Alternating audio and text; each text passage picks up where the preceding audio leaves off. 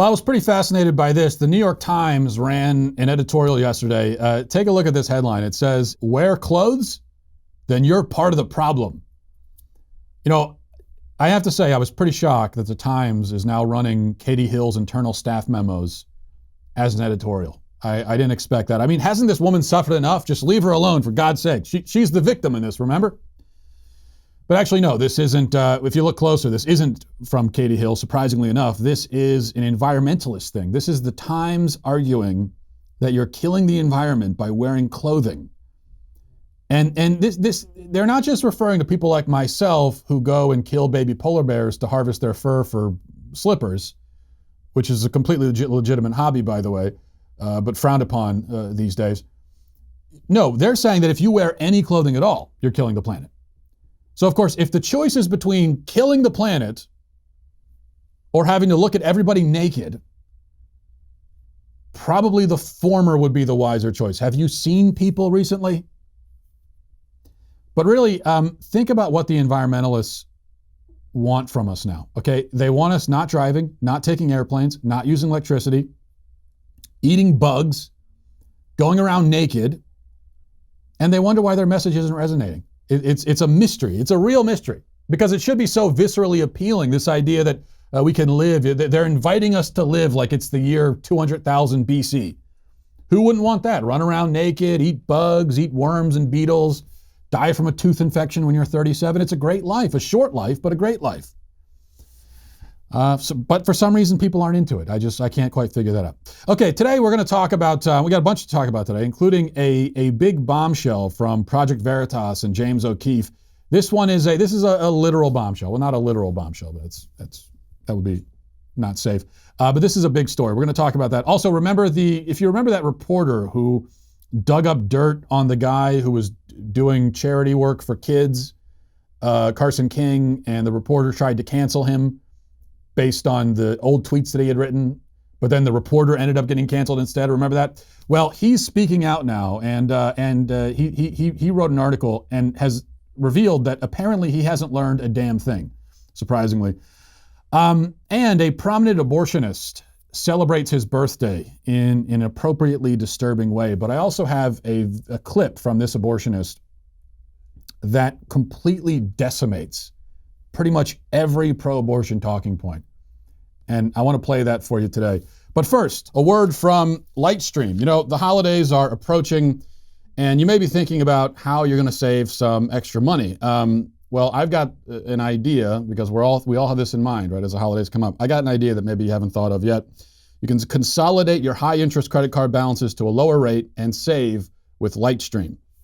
Get a rate as low as 5.95% APR with AutoPay.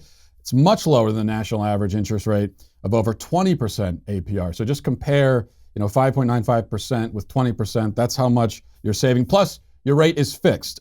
So as the rate continues to rise, as rates continue to rise, everyone else's rates, yours are going to stay low. And so you get that peace of mind. You're not only saving money, but for me, a lot of this is about saving money, but it's also about just the peace of mind that comes with that stability and knowing that you're making the right financial decision. Just for my listeners, apply now to get a special interest rate discount. The only way to get this discount, listen to this, is to go to lightstream.com/Walsh. lightstream.com/Walsh. Okay, so sometimes you hear people hyping up bombshells, and then the bomb goes off and it's more of a firecracker really at best. This one I think is really big. James O'Keefe and Project Veritas, they have footage of ABC anchor Amy Robach, and this is about as damning as it can possibly get for a news organization. Listen to this. She told me everything. She had pictures. She had everything. She was in hiding for 12 years. We convinced her to come out. We convinced her to talk to us. It was unbelievable what we had. Clinton, we had everything. I tried for 3 years to get it on, to no avail, and now it's all coming out, and it's like these new revelations, and I freaking had all of it. I'm so pissed right now. Like, every day I get more and more pissed, because I'm just like, oh my God, what we had was unreal. So that is damning on a number of levels for ABC. So you have corruption and you have incompetence that's being revealed here by the anchor. The anchor who, you want to give her credit because, according to her anyway, she wanted to get this story up and she was trying to push the story. But at the same time, it's clear from the clip I just played there that her main concern, the main thing she's upset about, is that she didn't get credit for the story. I think anyone, it's okay to be upset about that. I think anyone would be, anyone would feel that way to a certain extent. You feel like you had a big story that your bosses wouldn't let you go with and someone else gets the story. But it is disturbing that you don't see quite the concern for the victims that you would hope to see. But that's not really the point here. The point is what it reveals about ABC. So first, you've got the fact that they didn't recognize, according to her, they didn't recognize the Epstein story as a big story. At first, they said, who's Epstein? Nobody cares. And this was what, 3 years ago? 3 years ago, I knew that Epstein was a big story. Most of us knew that Epstein was a big story. They didn't realize that. And then you've got the corruption of, as they start to see that it's a big story and they see the powerful people are implicated, they decide not to run it because of that, because they're worried about the repercussions. And we can only speculate. She says that the palace got involved, and so they were worried about whatever repercussions would come from that. And she says they had Clinton, everybody was in it. So I think we can assume that there was also the political angle of ABC not wanting to take down a Democrat. There really is no coming back from something like this, given the source. And, it would have been very courageous of the anchor if she had come out sometime in the last 3 years and actually exposed this and said, hey, I've had this story, ABC won't let me run it, well, here's the story. That would have been great. She didn't do it. Didn't have the guts for that. But in some ways, now that we get now that we hear this allegation the way that we do, it's much more it's more powerful than if she had come out and said it. Because then you could always accuse her of lying and so on. But the fact that we get this allegation and she didn't know that she was just talking to whoever she was talking to. She thought it was private. She didn't know it was going to get out there. That makes it very powerful and compelling. And there's nothing that ABC can, I'm sure they'll think of something, but there's really no coming back from this, or there's really no way to salvage your reputation, whatever reputation that they had, which wasn't much to begin with. This is why, I sound like a broken record. All of conservatives in media sound like a broken record saying this, but this is why people hate the media. If you're in the media and you feel very persecuted and put upon because people like Donald Trump call you the enemy of the people, why do you think that resonates so much? You could sit there and with your martyr complex and say, everybody hates us, I don't know why. Or you can consider what have we done that would make people hate us so much? Why is it so popular when Donald Trump launches into his anti-media thing? Why is that always such a hit? It could be that everyone is evil and they're out to get you and you're perfect. It could be that, or it could be stuff like this. Because although this is a bombshell and it's damning, it's also not surprising. Nobody is surprised by that. This is exactly the kind of thing that we assume the media did, that we knew the media did. And this is why we don't like the media. Because we can't trust it. And if we can't trust you in the news media, then what purpose do you serve? If you don't have trust, then you have nothing. All right, speaking of the media, you may remember the story of Aaron Calvin. Well, you probably don't actually, because nobody remembers anything for more than 35 minutes, but Aaron Calvin was that reporter over at the Des Moines Register who wrote a profile on Carson King. That's the local hero who raised a bunch of money for sick kids. Well, originally he raised money for himself for beer money, and then he said, you know what, actually I'll give it to kids instead. And in the profile that Aaron Calvin did, you may recall, it included some information about offensive tweets that King had sent like a decade ago. and King was forced to publicly apologize, but then a huge backlash blew up against the reporter and the Des Moines Register for publishing irrelevant dirt on this guy who's only famous for writing a funny sign and then raising money for kids. Somebody dug through Calvin's, other people dug through Calvin's own Twitter history and found a bunch of offensive tweets of his, and he was fired. Okay, so that's the review of that story. Well, now he's back several weeks later with an article in the Columbia Journalism Review reflecting on his experiences. And here's the big shocker here. He still hasn't learned anything. He basically stands by the decision to publish this stuff about Carson King, about his tweets. He still hasn't had the epiphany that cancel culture is bad. He's still refusing to acknowledge that this is a problem in our society. This thing of digging up dirt on people and trying to destroy them randomly for no discernible reason. Now, a couple of things here, first of all. It seems like Calvin, the reporter at the Des Moines Register, is the only guy who was fired. And he seems a little bit salty about that. I don't blame him for that. I think that's wrong. Because it sounds like his editor, or at least he claims that his editor is the one who told him to do a background check on Carson King. Again, that's a background check on a guy who held a sign and raised money for kids. Let's do a background check on him. As if he is applying to, be an FBI agent or something. He says that an editor told him to do it. And then obviously an editor approved the article before it was published. And yet Calvin was the only one who was fired. So I think that's wrong. And he was fired for the wrong reasons too. He was fired because of the tweets that people dug up that he had written years ago. That wasn't our point. We weren't saying he should be fired for that. What we were saying is he should be fired for writing this incredibly irresponsible profile and publishing damaging information about a private citizen for no reason. It doesn't advance the public good. It's not newsworthy. There's no reason to do it. Everyone responsible for that decision should have been fired, but that's not what happened.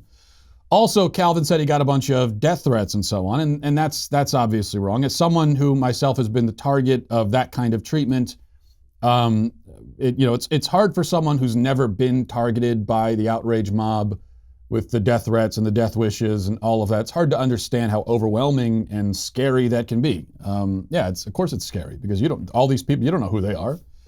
Which of them could be crazy and actually be serious about what they're saying? Who knows? Especially when you have a family. But this is exactly my point. This is the kind of situation that the media often puts other people in. So think about the Covington Catholic kids. It's a situation, they put those kids in that situation for no reason. It's a situation they could have put Carson King in if the story hadn't gone in the other direction and it ended up flying back in the faces of the Des Moines Register.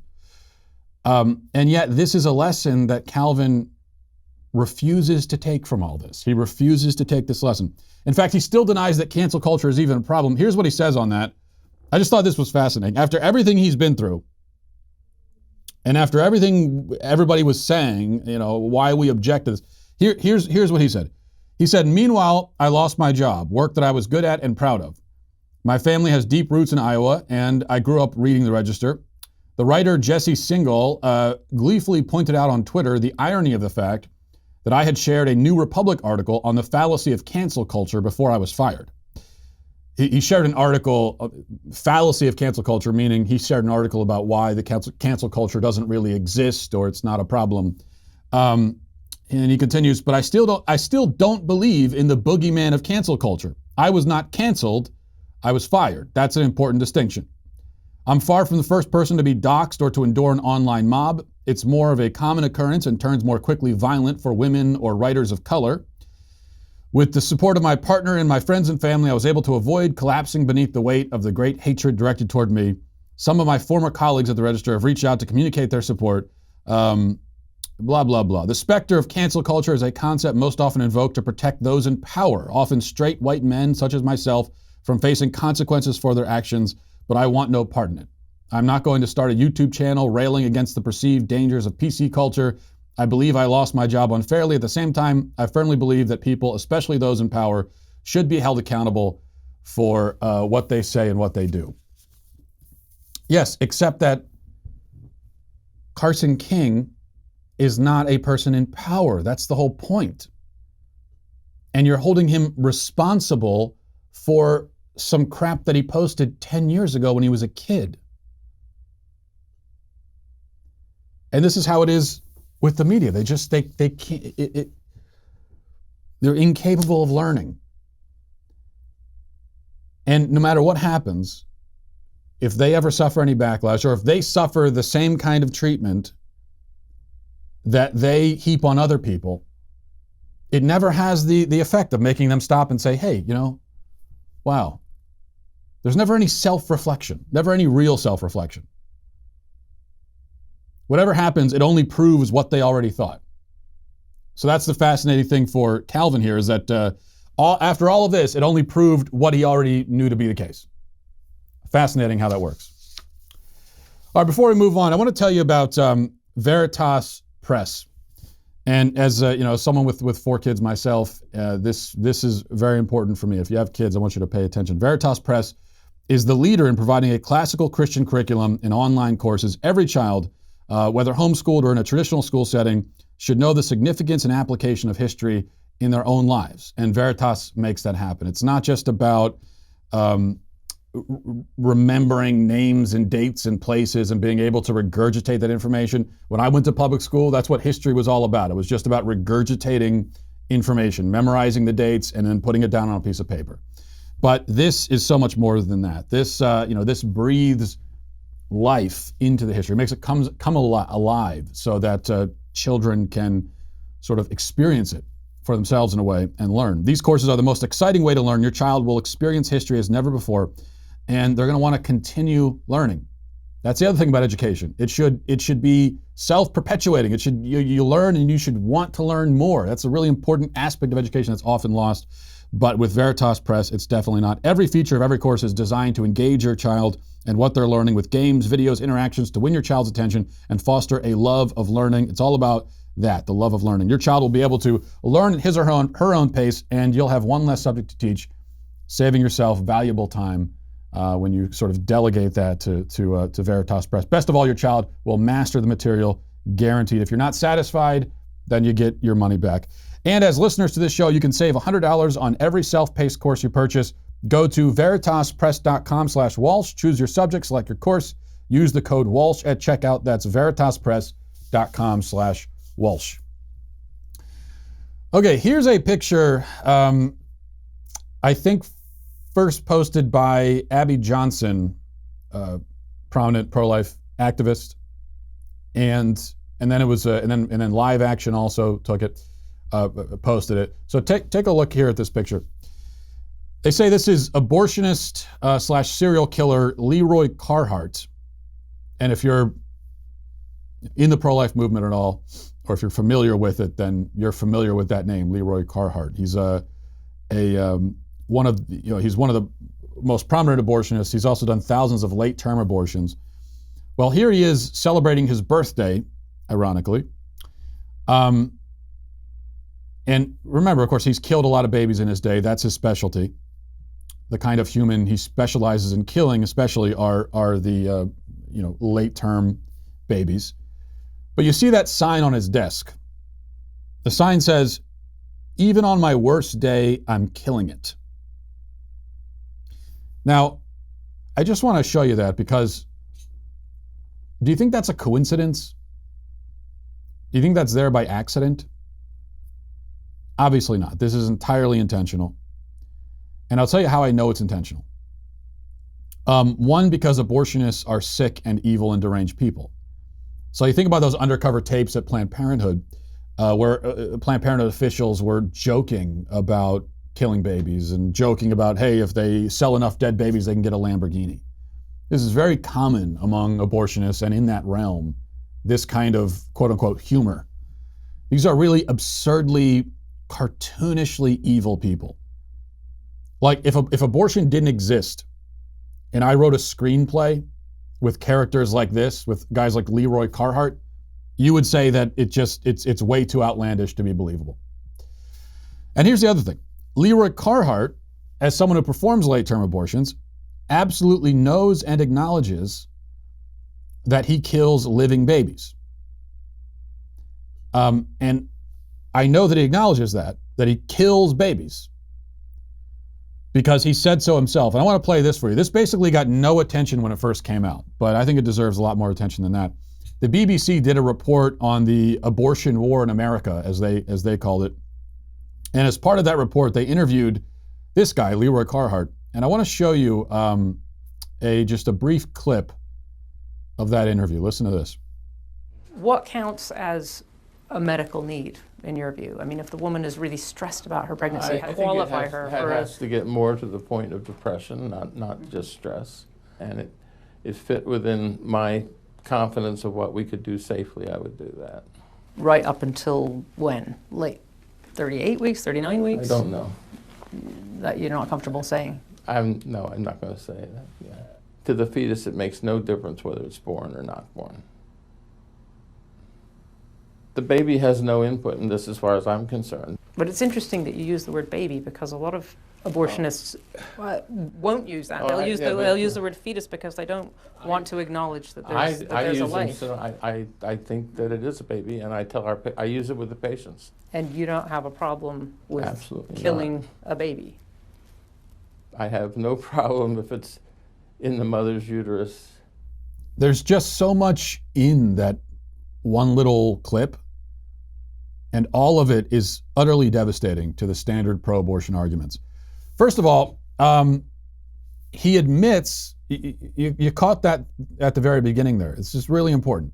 He admits that performing late-term abortions in cases where he's supposedly doing it for the health and life of the mother, he admits that in many of those cases, the medical issue that the mother suffers from is depression.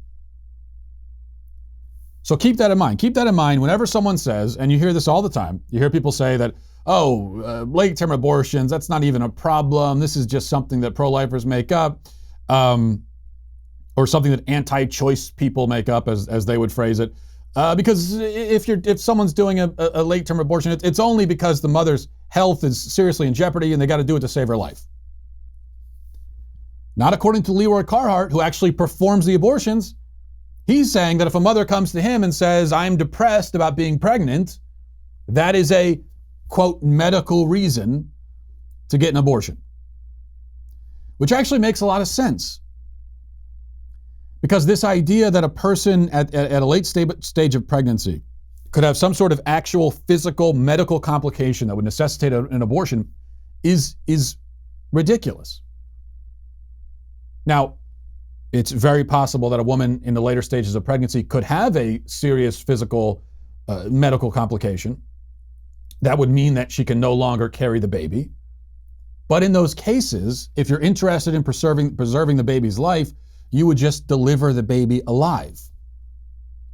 Doctors do this all the time in hospitals all across America.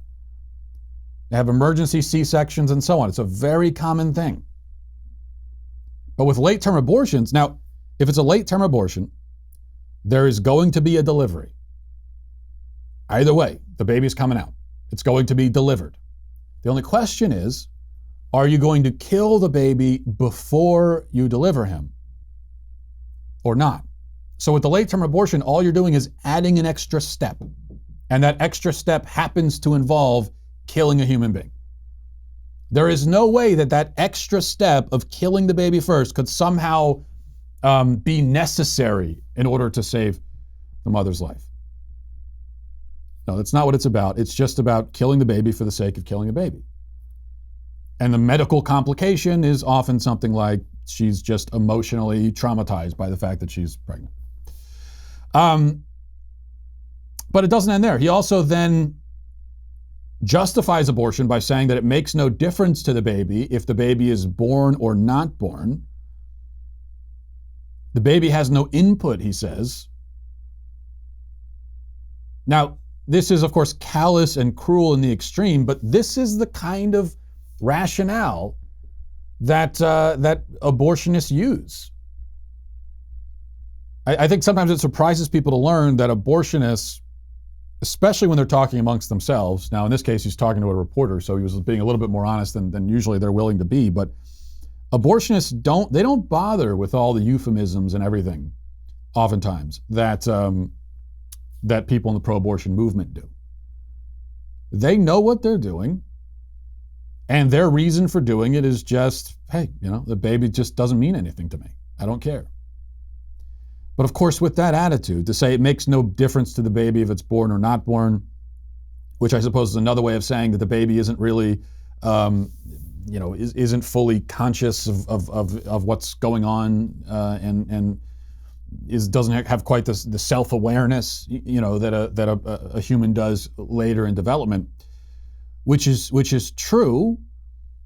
But of course, if that justifies abortion, then it would justify killing an infant 6 months after birth or a year after birth.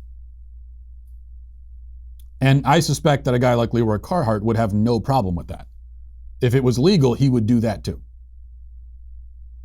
And then finally, he says that he calls them babies.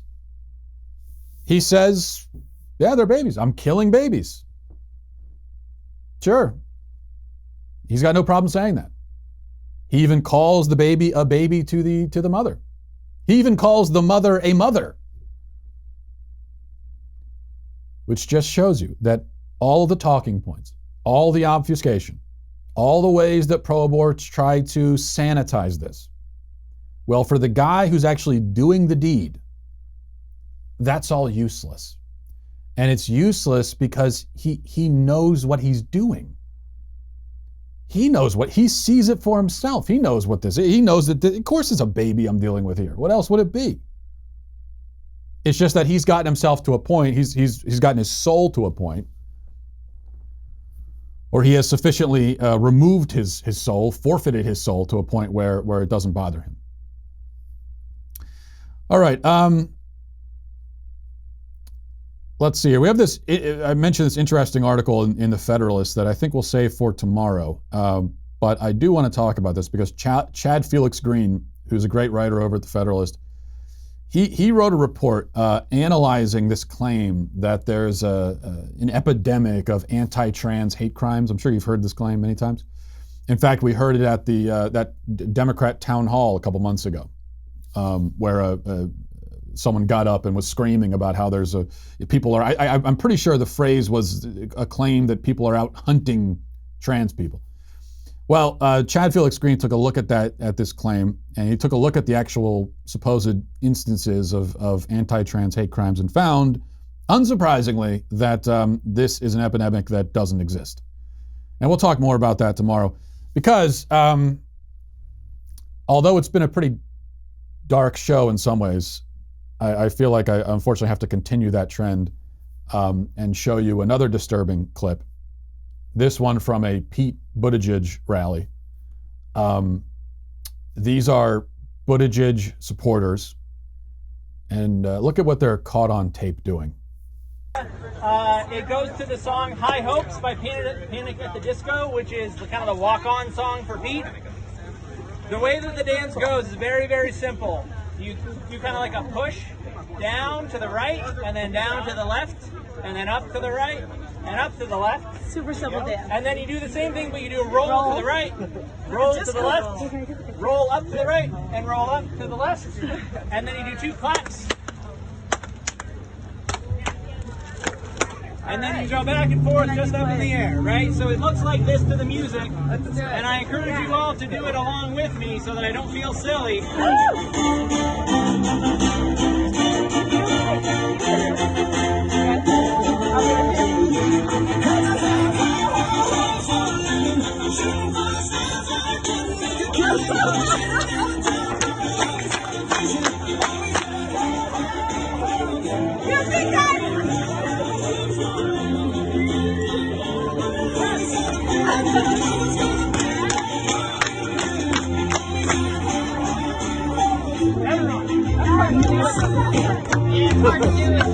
You know what? I changed my mind. White people are actually bad. Abolish white people. That's my feeling. The alt-right accuses me of being anti-white, which I've always found to be an idiotic and incoherent accusation, but maybe they're right. Maybe I am anti-white, I think, because all I'm saying is if you can't dance, which it's a stereotype, but it's true that most white people can't. Many stereotypes are based in truth. This one definitely is. My feeling is if you can't dance, then it is unethical and irresponsible for you to attempt it when other people are present. You are subjecting them to that. Now, I can't dance. I can't sing. So you know what? I don't dance or sing because I'm not going to subject others to the horrific spectacle of me attempting to do that. I don't think it's socially responsible. And so this is socially irresponsible, what you're seeing there. Which brings us inevitably to this.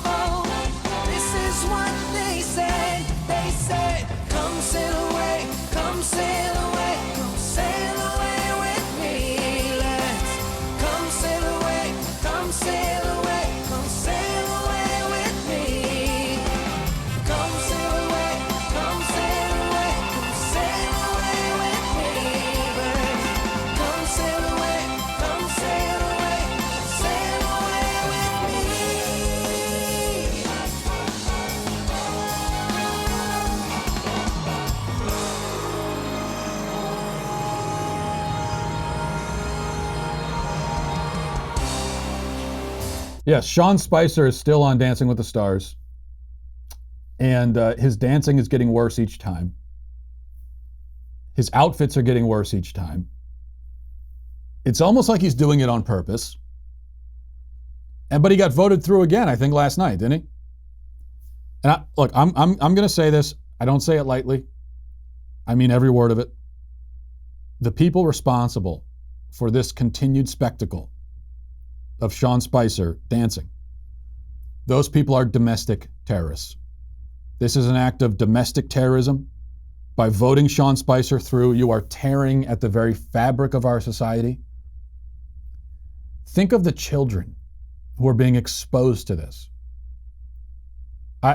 My son saw this and he came up to me and he said, "Daddy, what is that man doing? I'm scared." And I said, "Me too, son, me too." And these are conversations that if you're voting Sean Spicer through, you're forcing all of us to have this. I don't want to have to explain this to my kids. That what's happening on that screen, what that man's doing, I don't know. That's not a conversation I want to have. And now I have to explain to my kid. I mean, and then my son said to me, "Well, I'm white. Does that mean that when I dance, I'm going to look like that?" And I said to him, "Yes, I'm sorry, probably." And he broke down in tears. It's outrageous. All right, let's get to a couple of emails. MattWalshShow@gmail.com, MattWalshShow@gmail.com. This is from Brian, says, "Matt, as to your dilemma on the plane, I respect you saying no. I probably would have relented, but only out of sheer awkwardness. Your conscience should be clear. Go in peace." Yes, Brian is referring to an interesting dilemma that I was talking about on social media last night. Let me see what you guys think of this. I am interested in your input. So here's the situation. I was boarding a flight in Baltimore for Los Angeles yesterday, Southwest flight. I was in boarding position A4. So anyone who flies Southwest, you know that, of course, you get Southwest, you pick your own seats.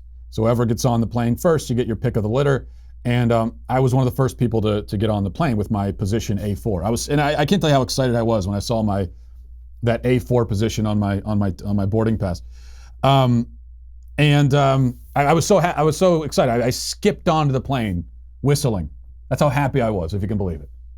And I looked, and I'm very scientific about choosing what seat. It's because of course I'm going to take an aisle seat, but I also am trying to figure out where on the plane I want to be.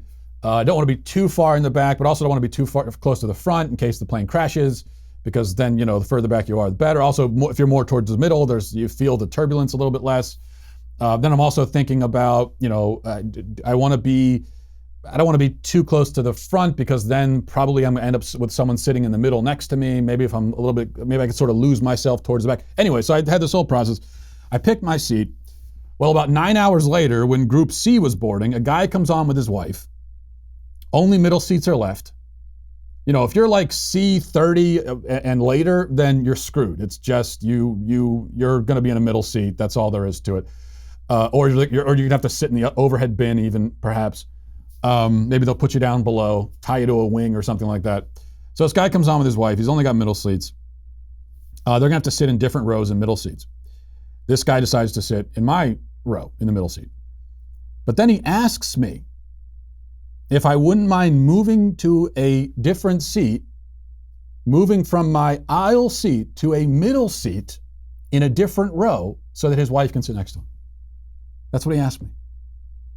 If I would, again, move from my aisle seat to a middle seat. Here's the question then that I posed. And I've gotten thousands of answers to it, which I wasn't quite expecting. Who is the jerk here? Me for saying no? Which I did say no. I did refuse. I declined that invitation. I said I'm going to stick with my seat. Thank you very much. So who's the jerk? Me for saying no and refusing to let the guy sit next to his wife, or him for asking in the first place? Or are we both innocent doves? I guess that's also an option. Obviously, I'm biased here. I'd like to hear your thoughts. Don't let my analysis influence you at all, but it seems to me that asking someone to switch from an aisle seat to a middle seat, you just don't do that. I fly all the time. I've never been asked that. I've never heard anyone ask that before. You know, the middle seat for a 6-hour flight, there's a reason why his wife didn't want to sit in it, right? So to ask a stranger to take on that discomfort seems, I don't know, it seems tacky to me, to put it mildly. Now, if his traveling companion was a young child and he wanted to sit next to his kid, then yeah, I would do it. Or if there was some other extenuating circumstance, his wife was sick or something, then you know, that would be different. But he didn't express any extenuating circumstance. It sounded like he just wanted to sit next to his wife, and that just is not good enough. It's a pretty significant sacrifice he's asking me to make without giving me any real reason why I should. And so I had to say no. It's kind of like, imagine if you went to the movies and you got to the movies early because you wanted to pick your seat. You picked a seat, you picked seats like in the middle row, also in the middle of the middle row. So you're perfectly lined up with the screen, not too far back, not too close. And then imagine that some other people come 30 seconds before the movie starts, and they come up to you and they say, would you mind getting up and moving to a worse seat so we can sit there? Would you ever do that? Would you actually say, well, of course, yes, sit down? Because here's my thing. If in that situation you did get up and give the person your seat, it's not because you're being nice, it's just because you're a punk who got bullied out of your seat. Just because you felt too awkward saying no, and so you wimped out and gave him what he wanted. It's not because you're being generous. Anyway, that's my case for myself, but I will. A surprising number of people said that I was the jerk in the situation, which I don't know if they really feel that way, or if their view is clouded by the fact that I'm a jerk in general, and so they just assume that I was a jerk here. Which I don't deny that I'm a jerk. I'm just saying that doesn't make me a jerk in this particular situation. You have to separate the two. This is from Yehuda, says, good afternoon, Matt. About a month ago, I started listening to your show on my drive home, and I've thoroughly enjoyed it. I appreciate your views on relationships and marriage. One thing you mentioned yesterday was the benefit of getting married at a young age. My wife and I married 7 months ago. I was 20, she was 19. We are expecting a child in 3 months. I know I'm newlywed, but I can support your point that I know my wife is a totally different person than than she was when I proposed. That being said, so am I. I love her more and more every day. I have never been with another woman, nor do I have any regret on not playing the field. I guess I don't have a question, just wanted to express my appreciation for your outlook on marriage, which I find myself consistently agreeing with, even though I'm an Orthodox Jew and you're a Christian. Now I'm wondering, was this the guy who wanted to sit next to his wife on the plane? Because now I'm starting to feel guilty. That is one thing that occurred to me. It's like, you really don't want to be apart from your wife for 6 hours? I mean, I'm just saying, like, you can't. I think there are a lot of married couples who would say, hey, that's fine. I'll sit by myself in silence for 6 hours. That's cool. So the very fact that you would be so desperate to sit next to your wife for 6 hours when you're with her all the time anyway, maybe they were newlyweds. Maybe they were going on their honeymoon. And they were just so in love with each other. They couldn't, darling, I can't be apart from you. They were sitting there texting each other. I don't know if they were actually texting each other, but you know. Anyway, I don't know if would that make me a jerk then in that case, if they were newlyweds and I forced them to be apart in that way.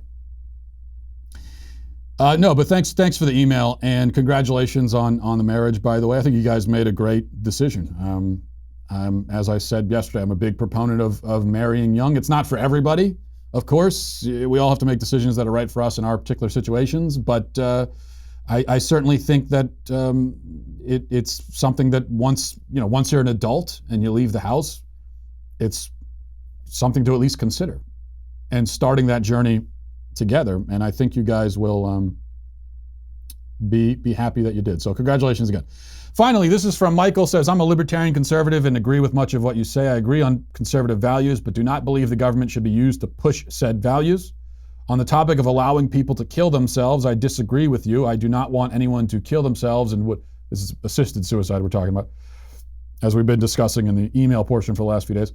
I do not want anyone to kill themselves and would do all I could to convince that person otherwise, but as bad as an action as it might be for the person, as you said, I don't see why it's the state's job to prohibit that. Take legalization of drugs. A person should be allowed to do all the drugs they want as long as no one else is harmed. And this might not be in their best interest, but they're still a free individual. Just as I would try to stop a person from committing suicide, I'd try the same for a drug addict. At the end of the day, it is still their choice, and they are not physically harming anyone else in the process, so it's okay. How do you disagree, and can you change my mind? Well, I can only say, and I've got so many emails on this and people making the same point, Michael. I can only repeat what I've been saying, that first of all, we're talking about assisted suicide. So we're not talking really about whether or not a person, an individual, has the right to kill themselves. We're saying, does a third party have the right to come in and get involved? And especially when the third party is a representative of the medical industry, which is supposed to be focused on healing and treating disease, not killing people. And what I would say is that no. So this is really focused on that third party. I think that, so even if I agree that you have a right to kill yourself, whatever that could possibly mean, I don't think that anyone else has a right to help you. And if you are saying that someone has a right to help another person kill themselves, you can't do it on a self-determination basis, because it's not self-determination. You're helping to determine someone else's self, or rather to obliterate someone else's self. So there's that. Also, I would just say on the libertarian thing, I sympathize with libertarian views in many respects, especially when it comes to taxes and economics. But I do think that the reason why I don't myself identify as a libertarian is because it can be a bit too simplistic at times, where you completely disregard the concept of the public good and any notion that the state should be at all involved in fortifying, protecting, facilitating, promoting the public good, to you is anathema as a libertarian. I just disagree with that. Now, I agree that many times the state can do things that it says are for the public good, but actually are not. So so that's bad. I agree that is bad. And there are other things that could be for the public good, but maybe the state still shouldn't get involved in, because it's not their place. But to just sweep that consideration off the table completely and say that the state has no role here at all, I disagree. In fact, I think that is one of the roles of the state. It's just they have to do it right. And we as free people in a democratic society, we have the power to, or we should have the power anyway, to see that it is done right. So for example, something like legalizing drugs. Legalizing marijuana, fine. The cost in terms of money and manpower and everything, pain and suffering, involved in enforcing laws against it just is not worth it when you consider what marijuana is, which is a relatively benign in comparison with other substances that are actually legal, such as alcohol and a lot of prescription drugs and so on. So that's why I'm okay with legalizing marijuana. But the idea of legalizing all drugs, for example, heroin, intravenous heroin, the idea of having a situation where you could just go to the drugstore and pick up intravenous heroin, I can't get on board with that. I respect that you're taking your view to its logical conclusion as a libertarian and saying, it may not be great for society to have heroin legal for everyone and you could go buy it at the store, but the state has no role there. I just disagree. I think that the state does have a role there, largely for the sake of the public good in that case. Okay, we'll leave it there. Thanks everybody for watching. Thanks for listening. Thank you for emails as well. Godspeed.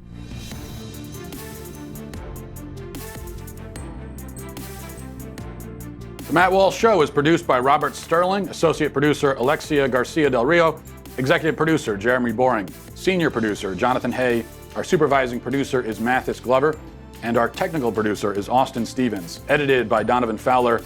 Audio is mixed by Mike Coromina. The Matt Walsh Show is a Daily Wire production. Copyright Daily Wire 2019. If you want to delve the depths of leftist madness, head on over to The Michael Knowles Show, where we examine what's really going on beneath the surface of our politics and bask in the simple joys of being right.